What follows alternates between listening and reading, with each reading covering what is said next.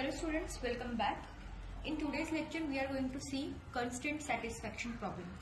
तो ये जो भी टॉपिक है वो बहुत इंपॉर्टेंट है for your end semester exam point of view और इसके जो भी एग्जांपल्स है ओके कंस्ट्रेंट सैटिस्फैक्शन प्रॉब्लम्स के जो भी एग्जांपल्स है उसके ऊपर एंड सेम में कंपलसरी एक क्वेश्चन तो आया हुआ है okay and this is the part of your unit number 3 and the name of the unit number 3 is adversarial search and games okay उसमें से हम सेकेंड सेक्शन आज शुरू करने वाले हैं उसका नाम है constraint satisfaction problems okay so half of the unit already हमने कवर किया है ऑलरेडी वीडियोज अपलोड हो चुकी है if you want to revise those things you can check out the videos.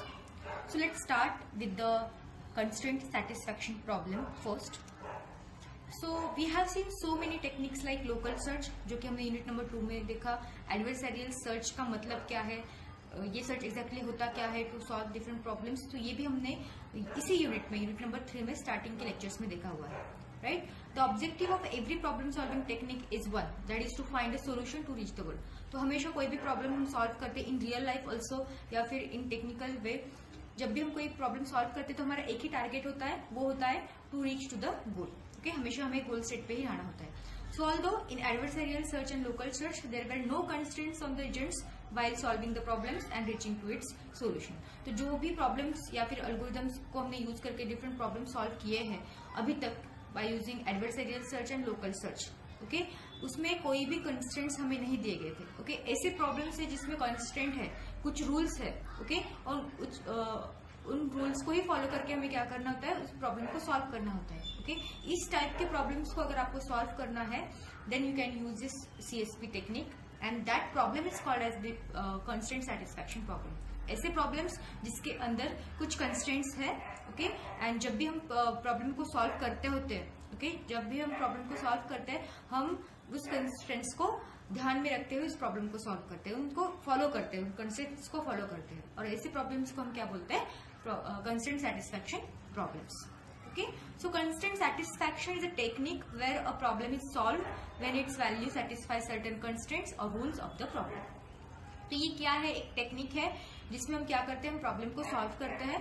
कब, जब हम कंस्ट्रेंट को सेटिस्फाई करेंगे. कंस्ट्रेंट मतलब आपके रूल्स, जो भी प्रॉब्लम आप सॉल्व कर रहे होते हैं उसके जो रूल्स है, उसके जो कंस्ट्रेंट्स है, उनको जब हम कंस्ट्रेंट को सेटिस्फाई करके प्रॉब्लम को सॉल्व करेंगे, that is nothing but your constraint satisfaction technique. And such type of technique leads to a deeper understanding of the problem structure as well as its complexity. अगर इस तरीके से आप problem को solve करेंगे तो आपको उस प्रॉब्लम की क्या होगी, डीपर अंडरस्टैंडिंग होगी, और जो भी प्रॉब्लम है उसकी कॉम्प्लेक्सिटी भी आप अच्छे से समझ पाओगे. That is nothing but your constraint satisfaction problem. Now the next part or next we can say the next section is about how to formulate the problem in a CSP. कोई भी normal problem हम CSP में कैसे find out कर सकते हैं. Okay, for example okay, यहाँ पे क्या है, हम यूनिट नंबर 3 का ही नाम है एडवर्सरियल सर्च एंड गेम्स. तो हम गेम्स की बात करते हैं. सुडोकू सबने खेला होगा ओके. जब हम सुडोकू खेलते हैं okay, that is the problem for us okay, और जब हम सुडोकू पजल पूरा सॉल्व करते हैं that will be the solution. लेकिन हम जब कैसे सॉल्व करेंगे, कुछ रूल्स है सुडोकू के भी, राइट. रो में, कॉलम में एक नंबर एक ही टाइम आना चाहिए, वो 3x3 बोर्ड में भी वो नंबर एक भी बार आना चाहिए. These are some rules to solve that particular problem.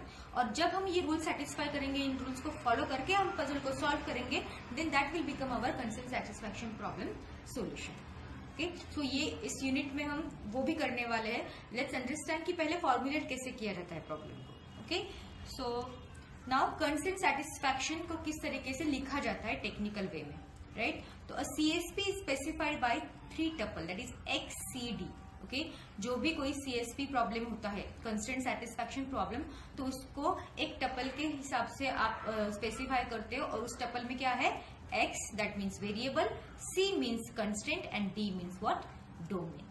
Okay, तो X क्या है आपका सेट ऑफ वेरिएबल, C क्या है आपका set of constraint, and D क्या है, D है आपका set of domains. Okay, for value X there is an domain okay, and that value X belongs to the variables. मतलब क्या, there is a specific domain for each variable. हर एक variable के लिए क्या रहता है, एक स्पेसिफिक डोमेन रहता है. Okay, and we know that C is the set of constraints which are followed by the set of variables. किसने फॉलो करने चाहिए, वेरिएबल्स ने फॉलो करने चाहिए constraints. Okay, so let's understand these things in a deeper way. So here we are going to see what exactly is constraint satisfaction problem and how we are going to formulate it. Okay. So a constraint satisfaction problem consists of three components. Okay, or we can say the tuple, and that tuple contains x, d and c. Okay, x, we know that x is a set of variables like x1, x2 up to xn.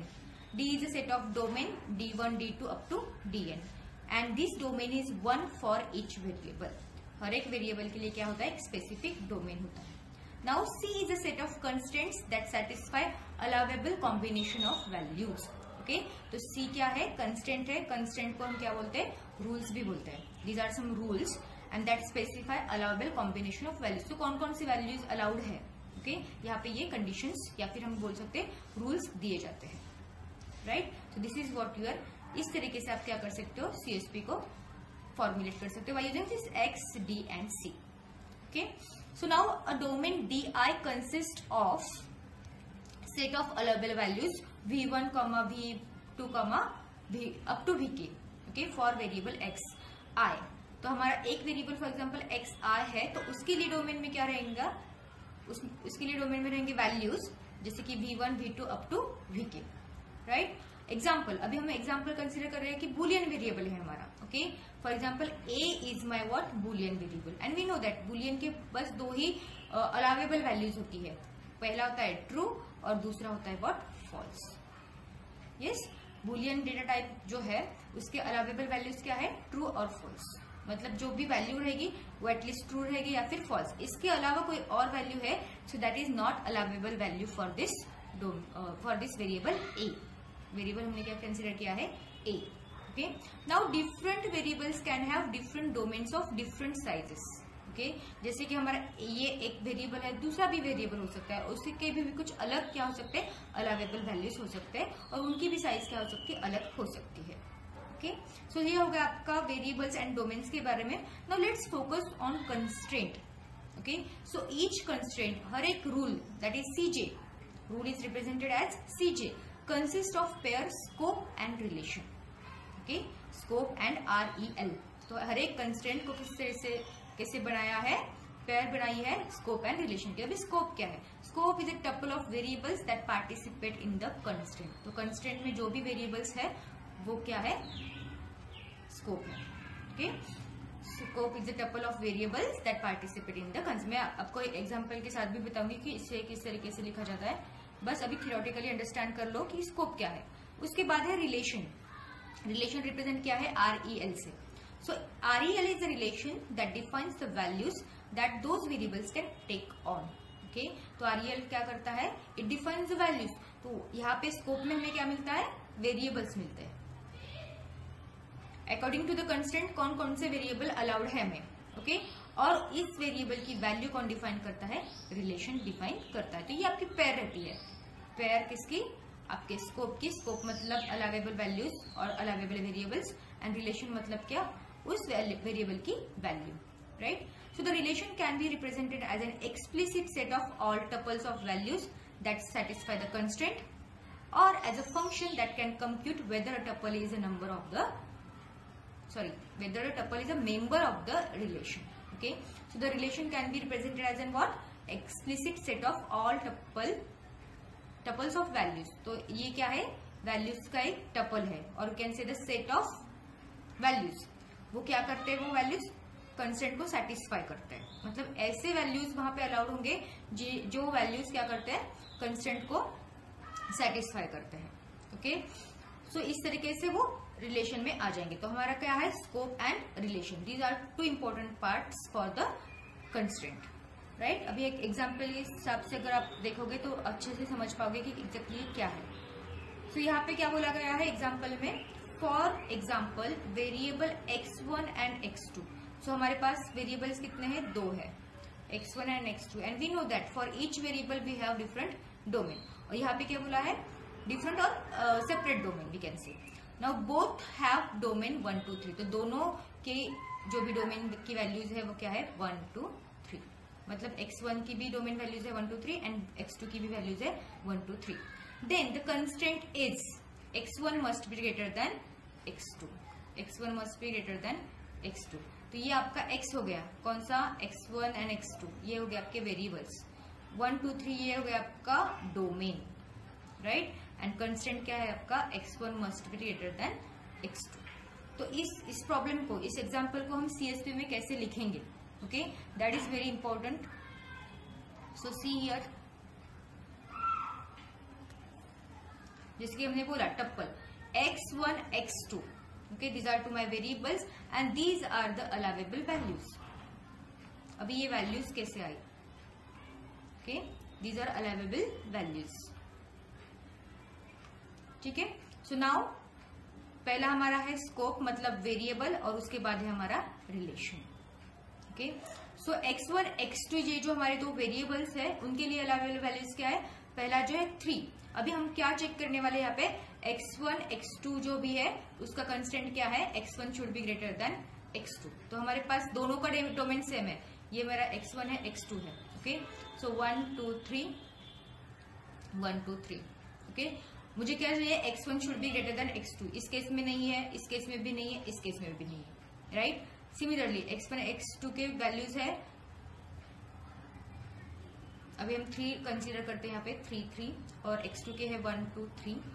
तो 3 is greater than 1, yes, तो ये pair यहाँ पे आएगी, right. 3 is greater than 2, yes, ये वाली pair यहाँ पे आएगी, right. 3 is greater than 3, no, ये वाली पेयर यहाँ पे नहीं आएगी। तो 3 इज ग्रेटर देन 1, मतलब 3 एंड 1 आ गया यहाँ पे। 3 इज ग्रेटर देन 2, ये भी यहाँ पे आ गया। नाउ x1 की वैल्यू हम कंसीडर करते हैं 2, ओके। x1 की वैल्यू क्या कंसीडर की, 2, और x2 के डोमेन में क्या है, 1 2 3। सो 2 and 1 and 2 and 2, so 2 is greater than 1, yes, तो ये भी वैल्यू क्या हो गई, यहाँ पे आ गई। 2 इज इक्वल टू 2 है तो ये भी नहीं आएगी, और 2 इज लेस देन है तो ये भी नहीं आएगी यहाँ पे, ओके। अगेन अगर हम यहाँ पे x1 x2 की बात करते हैं तो x1 की वैल्यूज को पहले 1 1 करो, तो 1 is greater than 1, no, 1 is greater than 2, no, 1 is greater than 3 is no, okay. तो ये पूरा का पूरा कैंसिल हो जाएगा। तो अलाउेबल वैल्यूज कौन सी है, 3, 1, 3, 2 एंड 2, 1, ओके। तो आप इस तरीके से भी लिख सकते हो CSP को, या फिर इस तरीके से भी लिख सकते हो, राइट। सो अगर आप पूरी कोशिश करोगे, हर एक नंबर यहाँ पे चेक करोगे, तो आपको इन तीनों वैल्यूज के अलावा, इन तीनों पेयर्स के अलावा कोई भी पेयर आपको नहीं मिलने वाली है, okay. So this is the representation of your CSP, or this is a representation of a problem in a CSP, right? Now we are going to take one example of graph coloring problem and we are going to represent that graph coloring problem into the CSP। ये हमारा normal example हुआ। अभी हम graph colouring problem को as a CSP कैसे लिखते हैं वो देखते हैं। Now, before graph coloring problem, we must understand different types of assignments in CSP, right? So there are 3 types of assignments in CSP. So what exactly assignment is? So CSP deals with assignments of values. Okay, वो हमें पता है कि CSP में क्या होता है, values को assign किया जाता है, किसको, variables को. Okay, so CSP deals with the assignments of values to variables. So domain consist of set of allowable, domain में क्या है, सेट ऑफ अलाउेबल वैल्यूज है, और इन्हीं वैल्यूज को हम क्या करते हैं, वेरिएबल्स को असाइन करते हैं। That is the CSP's main task, okay. जैसे कि V1 V2 up to Vk, these are the set of values, which values, allowable values, set of allowable values, right. तो हम क्या करते हैं, बेसिकली हम variable, this is my variable xi, this is my variable xj, तो इसको क्या करते हैं हम, अलाउेबल वैल्यूज को असाइन करते हैं, okay. Vi is my allowable value, so उसको मैंने क्या किया है, xi को असाइन किया है। लेकिन ये असाइनमेंट कब हो सकती है, जब कंस्ट्रेंट सेटिस्फाई हो, जो भी कंस्ट्रेंट दिया होगा प्रॉब्लम में, अगर वो सेटिस्फाई हो रहा है, then we can assign this value, okay. Similarly for xj is equal to vj, if there is a constraint satisfied, then we can assign the values to the variable. So, किस तरीके के assignments types यहाँ पे CSP follow करता है, या फिर CSP के कौन से टाइप्स के असाइनमेंट है। तो पहला होता है कंसिस्टेंट असाइनमेंट, दूसरा होता है कंप्लीट असाइनमेंट, एंड तीसरा होता है partial assignment, okay. So consistent assignment मतलब क्या, an assignment that does not violate any constraint is called as consistent और लीगल असाइनमेंट। ऐसे assignment of the value and variable की जहाँ पे क्या नहीं हो रहा है, कंस्ट्रेंट वायोलेट नहीं हो रहा है, कंस्ट्रेंट प्रॉपरली फॉलो हो रहा है, Okay, we are not breaking any constraint. At that time, that assignment is called as consistent or legal assignment. Now, but if every variable is assigned a value, हर एक variable को एक value है, and a solution to a CSP is consistent. Consistent का मतलब क्या? Without violation of any constraint. अगर solution मिल रहा है तो that assignment is called as a consistent. तो यहाँ पे क्या बोला है कि हर एक variable को value assigned है और जो भी CSP का solution है वो consistent है, then that assignment is called as complete assignment. Okay? जो भी solution है वो consistent होना चाहिए और हर एक वेरिएबल को वैल्यू असाइंड होनी चाहिए. That time we can call it as a complete assignment. Now third part and the last part is what? Partial assignment. If some variables are unassigned and partial solution is consistent. Partial solution क्या है? Consistent है. जो भी solution है हमारे पास वो without violation of any constraint है, and but some of the variables are what? Unassigned. Then that assignment is called as partial assignment. So these are the three types of assignment. The first one is consistent, जहाँ पे कोई constraint violate नहीं होता, उसी को हम legal assignment भी बोलते हैं. सेकेंड है हमारा कंप्लीट, जहाँ पे एवरी वेरिएबल को वैल्यू असाइन होती है और CSP का जो भी सॉल्यूशन है वो कंसिस्टेंट है, तब हम क्या बोलेंगे? उस असाइनमेंट को हम बोलेंगे कंप्लीट असाइनमेंट. एंड पार्शियल में क्या है? Some of the variables are not assigned and partial solution क्या है? कंसिस्टेंट है, then that assignment is called as partial assignment. Okay, and solving a CSP is an NP complete problem in general. So we know that we have different types of problems: NP hard, NP complete. Okay, so I will tell you what is NP hard and NP complete difference in next lectures. Okay, for now just remember that solving CSP is an NP complete problem in general. Okay, now coming back to our map coloring or graph coloring problem. तो हमारे पास एक graph है, okay, और अब उसे हमें क्या करना है? कलरिंग करना है. ओके, तो हमारे पास जर्नल स्टेटमेंट भी उन्होंने दिया है, हमें बस यहाँ पे क्या करना है? उसको इन CSP रिप्रेजेंट करना है. तो CSP में रिप्रेजेंट करने के लिए हमारे पास पहले होना चाहिए set of variables, then domains and some constraint. अगर ये तीनों वैल्यूज हमारे पास है, then we can formulate any problem into the CSP. So let's understand the title first. What is the problem statement, and then we will solve it. Okay. So observe the graph given over here. Sorry. So the graph is about principal states and territories in Australia. तो ये Australia का graph है, map है, और इसमें क्या है? कुछ स्टेट्स एंड टेरिटरीज दी गई है. तो Western Australia, Northern Territory, South Australia, Queensland, New South Wales and Victoria and Tasmania is also there. Okay, this is a simple graph of Australia. तो यहाँ पे इस ग्राफ को हमें क्या करना है? कलर करना है. राइट, सो हम प्रॉब्लम स्टेटमेंट भी रीड करते हैं. So to colour the graph is an constraint satisfaction problem. तो ये हमारा कंस्ट्रेंट सेटिस्फैक्शन प्रॉब्लम है, and the goal is what? To assign the colours to each region so that no neighbouring regions have the same colour. तो कोई भी neighbouring regions को क्या नहीं होना चाहिए? सेम कलर नहीं होना चाहिए. ये हमारा क्या है? कंस्ट्रेंट है. ओके, नेबरिंग को सेम कलर नहीं होना चाहिए, and this is what your constraint satisfaction problem. तो एग्जैक्टली प्रॉब्लम स्टेटमेंट क्या है? So we have given a map of Australia showing its states and territories. We have given the task of coloring each region either red, green or blue. Okay, red, green and blue. इसमें से एक ही colour आपको देना है. In a such a way that no two neighboring regions have the same color. Formulate the above problem in constraint satisfaction problem. तो उन्होंने क्या बोला? ग्राफ दिया है, उसके अंदर स्टेट्स है, टेरिटरीज है, और उन्होंने एक टास्क दिया है आपको, colour the regions. Okay, colouring करते वक्त ये याद रखना है कि आपके जो भी कलर्स होंगे वो होंगे रेड, ग्रीन, ब्लू. इनमें से ही कोई एक कलर देना है हर एक रीजन को, और ये भी याद रखना है कलर देते वक्त कंस्ट्रेंट क्या है कि नो नेबरिंग और two neighbouring regions can not have same colour. Neighbouring regions को सेम कलर नहीं देना है, that is the constraint. Okay, so इसी प्रॉब्लम को हमें क्या करना है? कंस्ट्रेंट सेटिस्फैक्शन प्रॉब्लम में फॉर्मुलेट करना है. ओके, तो सबसे पहली स्टेप है डिफाइन द वेरिएबल्स. तो कौन कौन से वेरिएबल्स है? So if you observe the map again, there are 7 regions. Okay, this is what region number 1, region number 2, region number 3, region number 4, region number 5, region number 6, and this is what Tasmania, region number 7. तो हमारे पास क्या है? 7 regions है, मतलब 7 variables है. So X is used to represent the variables. तो हमने यहाँ पे short Western Australia, Northern Territories, Queensland, okay, so like Victoria, south Australia, Tasmania. तो ये शॉर्ट फॉर्म्स हमने यूज किए हैं हर एक रीजन के लिए. तो x is a set of variables. Okay, तो हमारे पास टोटल 7 वेरिएबल्स यहाँ पे है.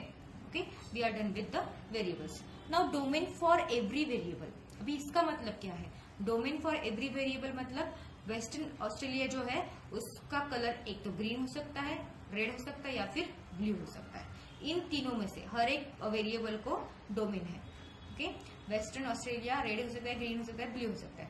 नॉर्दर्न टेरिटरीज रेड हो सकता है, ग्रीन हो सकता है, ब्लू हो सकता है. क्वींसलैंड रेड ग्रीन या ब्लू, कोई भी एक कलर यहाँ पे हो सकता है. लेकिन हमें क्या करना है? रैंडमली कलर नहीं देना है. हमें क्या करना है? कंस्ट्रेंट को फॉलो करना है.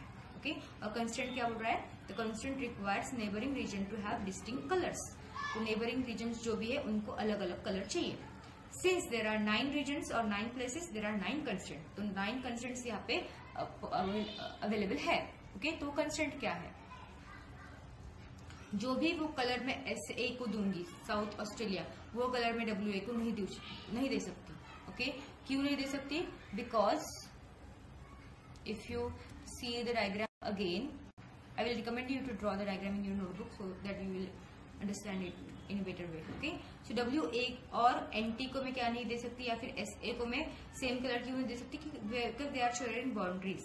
और हमारा कंस्ट्रेंट क्या बोल रहा है कि no neighboring regions can have same color. अगर इसको मैंने रेड दिया तो मैं इसको रेड नहीं दे सकती, इसको भी नहीं दे सकती. मतलब WA should not be equal to NT. Okay, again WA should not be equal to SA. इस तरीके से मुझे लिखना पड़ेगा. Similarly, NT should not be equal to Q. Again, SA should not be equal to, because this is also sharing the boundary. So SA should not be equal to Q, right? Again, this Queensland and this NSW. So Q should not be equal to NSW. Okay, again South Australia, again ये boundary share हो गई है यहाँ पे, right? सो south Australia मतलब SA should not be equal to NSW. Okay, NSW should not be equal to Victoria. NSW should not be equal to Victoria, that is V. Okay, Victoria should not be equal to this South Australia. SA should not be equal to Victoria, right? One more is left. NTQ हो गया, W ये भी हो गया.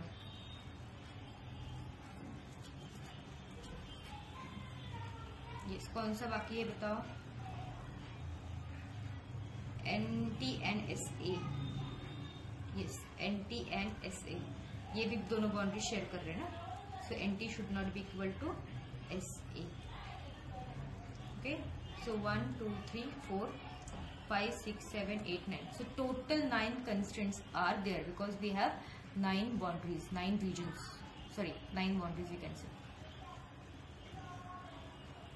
Okay, so 9 regions के लिए, क्योंकि वो बाउंड्री शेयर करते हैं इसलिए 9 constraints are there. Okay, 1, 2, 3, 4, 5, 6, 7, 8 and 9. Okay, so this is nothing but the set of constraint.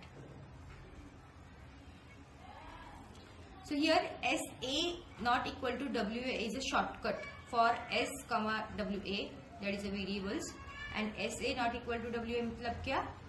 It can be fully limited as, अगर SA हमारा रेड है तो WA ग्रीन हो सकता है, अगर SA हमारा रेड है तो WA ब्लू हो सकता है. ओके, लेकिन रेड नहीं हो सकता, दोनों रेड नहीं हो सकते. अगेन SA हमारा ग्रीन है, WA रेड हो सकता है. SA हमारा ग्रीन है तो WA ब्लू हो सकता है, लेकिन दोनों ग्रीन नहीं हो सकते. सिमिलरली 3 ही कलर है हमारे पास, रेड ग्रीन तो हो गया, लास्ट है हमारा ब्लू अगर SA है तो NA क्या नहीं, सॉरी WA क्या नहीं हो सकता? रेड नहीं हो सकता, रेड हो सकता है, ब्लू नहीं हो सकता.